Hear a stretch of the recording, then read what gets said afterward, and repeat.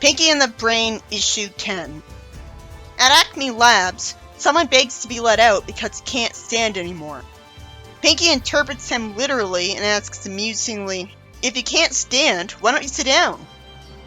And I couldn't help but chuckle at the bonk text bubble and him saying, "Ow." Maybe it's because I couldn't see the slapstick. So I couldn't feel sorry for Pinky by seeing how dark this abuse usually is. Brain complains about being stuck in a box for a week. Obviously in another experiment on these two. Which would make sense if the lab workers knew they were constantly causing trouble, and so this is a punishment. They would easily have this punishment never end if they got away with it lasting a week, and protect the world from them if punishing them is their motivation. I guess the lab workers don't do that because they wouldn't be allowed to, because that'd be considered needless animal cruelty, and wouldn't prove anything. And this is an experiment that has to only last a week. But why would they do this when it's always been obvious how being locked in a box for a week would affect a living being anyways? There's nothing to be gained in this scientifically speaking. Brain complains that his conversational options have somehow been reduced to what Pinky tends to say as an uncontrollable verbal tic. And Pinky wastes time telling him to not forget ow, when he should know it'd get him hit again. I was about to ask how Pinky survived a week with him if he'd only hit him the whole time, but I already answered that question. He made the two heal fast with nanobots, so the real question is why the hell is Pinky still genuinely loyal to him and likes him? If he was actually an idiot, then if he stopped being loyal, he'd tell him. Brain never implies or says that Pinky's only loyal to him because of a chip in his brain or by altering it directly. He did that to take control of someone with a brain chip in Animaniacs 2020. He was treated like he only did that to her. We're always told in various ways that he cares about Pinky, so of course he wouldn't want to mess with his mind in any way, which would include force him to be too forgiving of him, which he would think is unnecessary either way because he already is. But that'd be smart. He can only alter one brain at a time.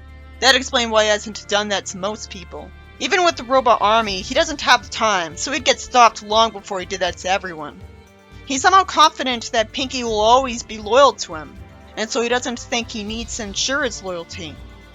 It'd make more sense if it was explained that being loyal to Brain was a part of the experiment that genetically altered Pinky, and Pinky remembers Brain's previous failures. So that just proves the idea that he erases his memories of abusing him. It also would take too much time to make him forget every instance of that could be spent doing other things. I'm just saying that in this instance, it'd be common sense of him to erase Pinky's memory of the entire week of this abuse. If Pinky genuinely doesn't have any spite towards him despite everything and is still genuinely optimistic, then he's the nicest person in the world when it comes to Brain. And Brain knowing that must be why he thinks he's always going to be loyal. But he can't be when it comes to everyone, because then he'd find the guilt of how he bothers other people and their plans to be unbearable. Bottom line is, the fact that this experiment went on for a week, let alone a day, was a problem. As I was motivated to talk this much because I'm wondering how they can still stand each other. Then there's a bonk and boom sound effect. And they end up in complete darkness as the lights are out in the bunks. He can feel a dent in the door and they push to escape.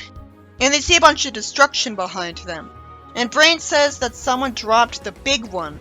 This shockingly dark plot point out of nowhere is only justified by the title Mad Mouse, explaining that's happening to parody Mad Max. It is interesting to see how they'd handle the apocalypse, but it's still jarring, because it's a kids show. Pinky complains that he'll have no more TV dinners. He gets told to remain calm because they need to think this out rationally. He should tell him that he'll make sure everyone gets all of their modern conveniences back using his technology skills, which could easily make all of them. Pinky says there'd be no more comics and no more plans to take over the world. There'd only be no more plans if nobody survived. How would they be in a box that could survive the nuclear apocalypse when nobody else would? Why would the box be made that well? I don't like that Pinky's text bubble looks like it's connected to Brain, but it's still obvious that's not him talking. So whatever. He says he should consider a new line of work. Totally casually. Of course, Brain assumes like I did that there could be survivors other than them, because he's desperate. So he wanted to help humanity and get made their ruler as a reward. Pinky naturally says that's a brilliant plan, and then wonders how he could do that if he doesn't know where humanity is. But it's obvious his plan is to find it. It's surprisingly funny that Brain says sarcastically, "Gee, Pinky, maybe we can find it on a map." I know it's sarcasm because he said gee, and he usually doesn't. And then Pinky makes him facepalm with his response. But he does have somewhat of a point, that a map would tell them where civilization used to be. And the places with the highest population density would have the highest likelihood of having what's left of humanity in them. Because the more people, the more of them there are that could have the DNA to survive this. More likely those places would be more likely to have bomb shelters that people went to. They search for days, and eventually look different. But Pinky says he's just making a post-apocalyptic fashion statement, with clothes and a wig they somehow got without reaching civilization first. They just found the materials and made that stuff without finding civilization? So I assume that Brain's dressed in his cool new outfit for a similar reason to Brain, to try to feel better about their hopeless looking situation. I wonder how they survived days without food and water. I guess for the same reason that they heal really fast. Maybe that can combat starvation and dehydration too by replenishing their dying cells. Eventually they find a town which somehow has an insulting slogan and name, when popular opinion would force that to not be the case. Brain says the world is a savage arena now and etiquette would have no place in the struggle for survival. Wouldn't there have been etiquette back in the caveman days too, when people were all about struggling for survival? After that depressing text bubble, they get stepped on, and Brain shouts at people that he has the power to bring them back from the brink, without providing any evidence. They were ignoring him before after he talked to them from the top of furniture, when they'd obviously recognize him, or at least be shocked at how he looks. So that was weird. They look at him sadly, and then they get carried by happy people, with people saying out of desperation to believe him that he has the power. I wonder if this is just giving him false hope. I don't see how he wouldn't be able to bring them all back from the brink. If he was in charge politically though, he wouldn't have the time to make all of the inventions and write down the knowledge necessary to bring humanity back from the brink. He'd be too busy with paperwork and trying to have his image put everywhere, at least at first. His happy dialogue makes me suspicious of these people right away as he gets escorted underground. He gets told by someone that they want real power, not enlightened leadership, and he's expected to generate. We see someone running in a wheel near some weird pig people that shouldn't be so fat if that's what they're made to do a lot. So why don't the humans look mutated if mutation is why these pig people exist? Not that I'm complaining, I don't want the humans to look terrible. Brain says these wheels must be generating the town's energy, and some radioactive stuff is going to make them run, because there are no machines left, even though the remaining engineers could make more. So supposedly, this is the only way energy is generated now. Or this guy only knows what his one city is like. Brain tells Pinky to grab a piece of metal and use the wheel they're running on as a grindstone, giving it a sharp edge that would saw them free of their chains. He compliments Brain, trips, a snapping sound happens, and they and everyone else get sent flying out of the wheels and hurt. That felt too easy. Did they talk about the plan right in front of somebody who could have easily taken away the piece of metal afterwards? Then he refuses to let Pinky warn him about something for no reason, and Anvil lands on them. A text box says that the Queen isn't happy about them causing a blackout, and her nephew takes some flattened versions of Pinky and Brain to her. It sure is magical that they survived being flat for long enough that they're taken to the Queen without reverting to normal yet. Apparently they take longer to fully heal after getting flattened now, but not in the Christmas special issue. There it was instant. It must be that the Christmas special issue chronologically happened long after this, when Brain had completely mastered making himself and Pinky able to heal super fast. For some reason, Pinky is briefly infatuated with the Queen, even though she's a human. She built this town and now rules it. How did one person build a whole town? That required teams of architects to get it done in a socially accepted amount of time. Nobody would put up with only one person insisting on building the whole town. She has to mean she ordered the town to be built. Brain says not bad for an amateur. He sure is brave to get on her bad side. Even more. He says he could do better despite a lack of evidence. He says he'll go to the wastelands and bring back a new, stronger power source. He must be lying to get out of here. How do you think there is one? Pinky questions him on this because it's confusing at first, and even based on what little he said, he already makes it clear that Brain wants to be the only one in charge, rather than actually meaning it that she'd share leadership with him. I assume that the reason she agrees to the deal is that either she thinks he'll die in the wastelands anyways or bring back the energy source. Or she thinks him hitting Pinky means that he no longer wants to be the only one in charge. She must have spit on her hand and shook his just to spite him, which would make sense as she'd have every reason for it. I think this is trying to imply that everyone does this, but that never happened because of a fear of germs. Brain walks away with Pinky on his own with a plan to use the energy source as his own power base and stage a coup. They end up panting from walking for miles. Brain says that there must be a piece of working machinery somewhere. Pinky's so distracted staring at the jungle in the distance that he walks off a cliff. And Brain goes with them because he'd be lonely without him. They find a car and Pinky says the motor would be what he's looking for. But they don't know if it still works. And they couldn't get that to the Queen if the car doesn't work. Then they see what looks like another talking mouse, trapped in a cage, who doesn't recognize them and wants their help escaping. It's so shocking, it makes sense that Pinky stares in shock. Then he trails off when saying that he's so, implying that somehow I'm supposed to believe he's seen as handsome by everyone when he's a talking mouse. Why is Brain the only one who doesn't get affected by him that way? This would only be possible if Brain was practically the only guy that he's met so far.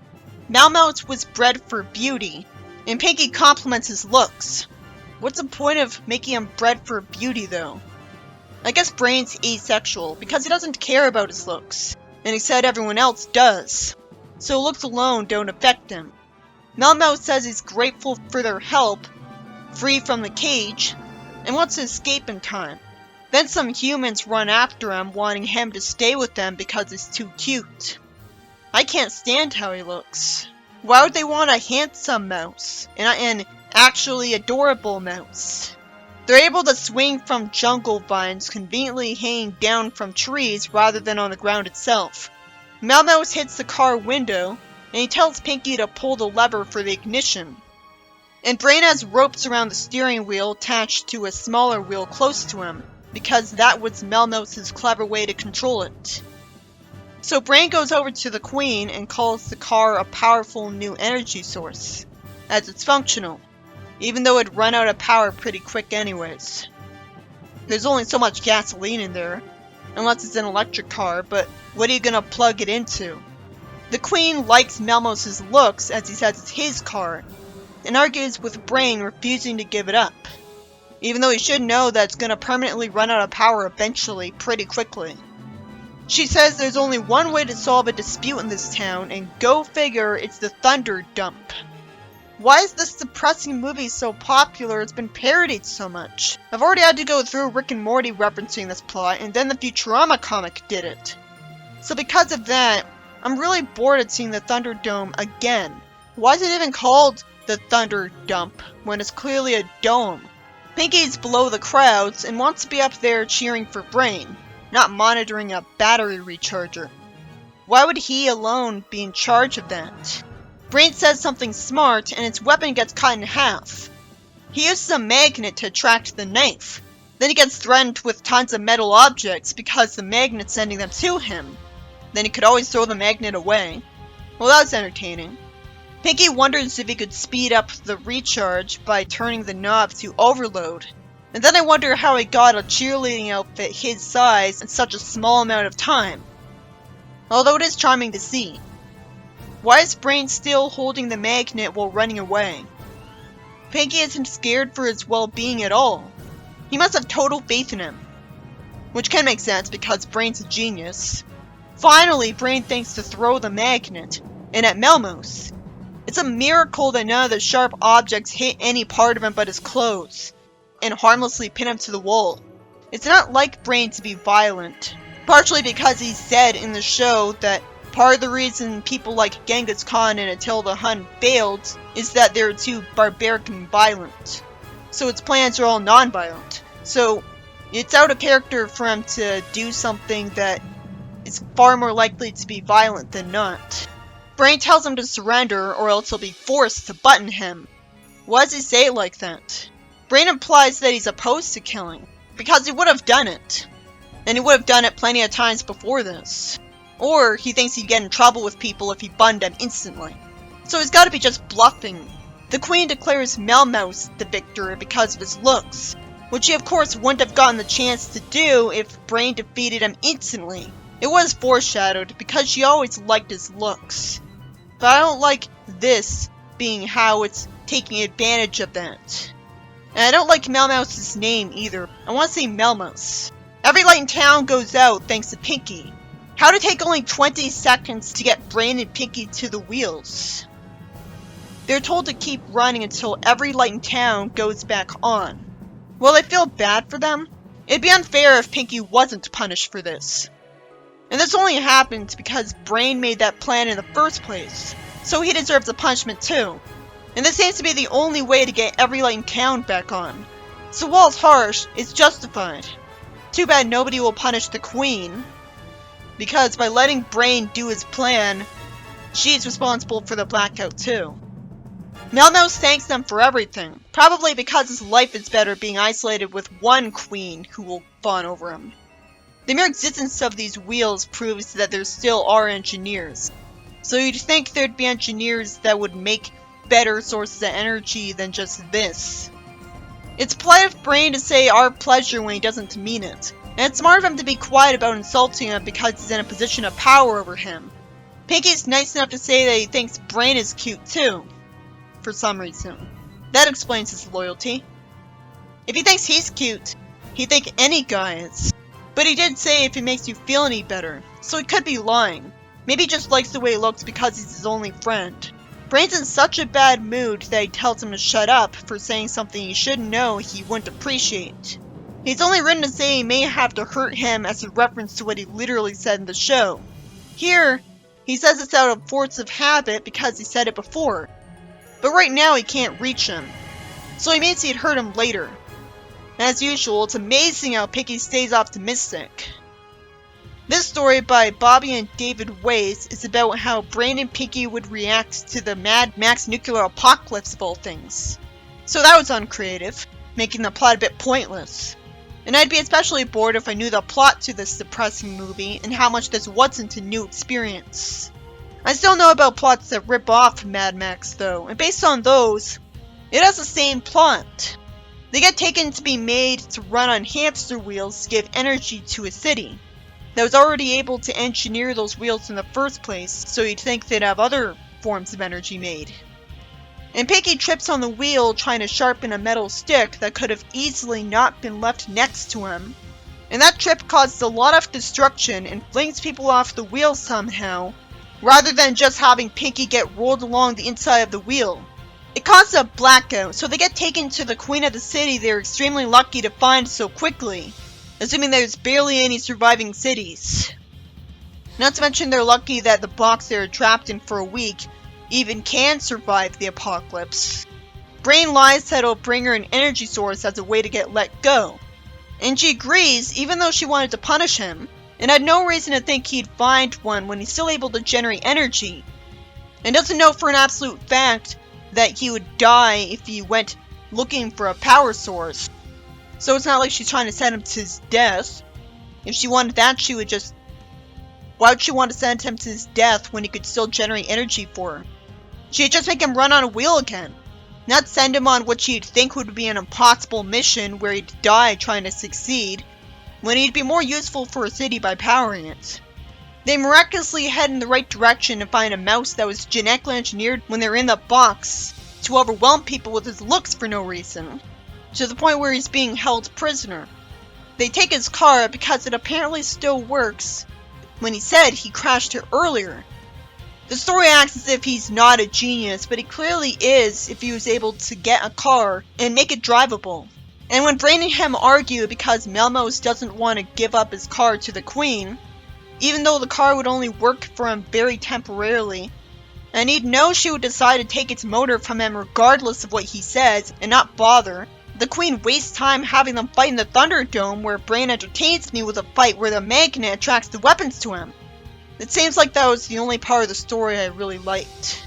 It's also forced that Pinky was left to supervise the battery charger alone with a dial that could cause an explosion, getting him and Brain in trouble.